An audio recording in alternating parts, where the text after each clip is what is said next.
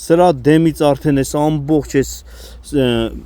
այն կարևոր մասերը դեմից նորից քանդել են, ինչը որ պետք է հանետարել են։ Նայեք, այստեղ մոզգն են այս անգամ հանետարել, սա ցույց եմ տալի։ Այն թանգանոց բոլոր դետալները, ինչը որ պետք է հանետարել են, լրիվ ինչը որ պետք է, մոզգով, բանով, ամեն ինչը։ Վախթանգ Մանուկյանի մեքենան է, որ 1 տարի է Աբովյանի հատուկ պահպանվող վայրում է կայանված։ Վախթանգը պատմում է, նախորդ տարի դեկտեմբերին են այնտեղ տեղափոխել։ Ոստիկանները նրան խորհուրդ են տվել մեքենան այսպես ասած փաթեթավորել հնարավոր գողությունից խուսափելու համար։ Ստուգանային հրապարակը ընդհանրապես ստուգանային հրապարակի նման չէ, մեքենա կույտի նման տեղեր, առանց տանկապատի, առանց կամերաների, առանց վերահսկման, ինձ ասել են գոնե բեր այստեղ ցելոֆանով փաթաթի, սկոչով, որ չկարողանան կպնեն, երկար կմնա, ասեցի մոտավորապես ինչքան, մի 5-6 ամիս կմնա հաստատ, մինչև քննչական գործողություններ կատարվեն, չգիտեմ, փորձաքննություն եւ այլն, մեղավոր անմեղ պատժեն։ Մենք մեքենան տարել ենք, երևի մի 10,000 դրամի ցելոֆան ու սկոչ եմ առել, լրիվ սկոչով փաթեթավորել եմ, լավ փաթաթել էի։ Չնայած հատուկ պահվող վայրում էր եւ փաթեթավորված, մեքենան 2 անգամ թալանվել է։ Գողացել են անվադողերը, շարժիչը, թանկարժեք բոլոր մասերը, որոնք կարող էր Վախթանգը վաճառել։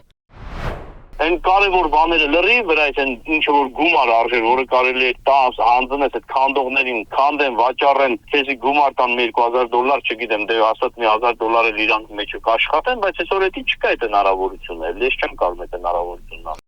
Մեքենան 1 տարի անց Տուգանային հրապարակից տեղափոխել է իր բակ։ Ասում է, ժեշտից կտորներ են այլևս, անպիտան։ Ինչու է հատուկ պահվող վայրում գտնվող մեքենան այդ օրն ընկել։ Եթե հատուկ պահվող վայր է, ինչու են գողերն անարգել ներս մտնում, գողանում ու հեռանում։ Վարորդի ընկեր հասարակական կազմակերպության նախագահ Տիգրան Քեյանն ասում է, նման խնդրի հաճախ են բախվում վարորդները։ Մի դեպք էր եղել, երբ գողություն կատարելու մեղադրանքով ոստիկաններն էին ձերբակալվել։ Մենք շատ ենք տեսել դեպքեր, որ մեքենաներից գողություն են կատարում այդ ծախսերի առջև եւ չեն հայտնաբերվում, որտեղ